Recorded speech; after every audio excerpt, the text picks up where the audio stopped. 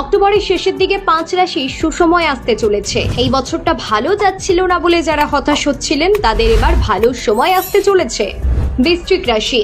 বৃশ্চিক রাশির জাতক জাতিকাদের মধ্যে যারা চাকরি করেন তাদের পদোন্নতি হতে পারে। এমন কোনো উৎস থেকে অর্থ লাভের সম্ভাবনা রয়েছে যা হয়তো আপনি কল্পনাও করতে পারবেন না। মকর রাশি। শনির কৃপায় ভাগ্য বদলাতে চলেছে মকর রাশির জাতক জাতিকাদের। ক্যারিয়ারে বিরাট সাফল্য আসতে পারে। শনির কৃপাতে এই বছর অর্থভাগ্য ঘুরে যাবে এই রাশির জাতক জাতিকাদের। সিংহ রাশি। এই বছরটা শনির কুনজরে ছিল সিংহ রাশি, তাই দীর্ঘ সময় ধরে নানা অসুবিধে বাধা বিপত্তি কাটিয়ে এবার ভালো সময়ের মুখ দেখতে চলেছেন সিংহ রাশির জাতক জাতিকা।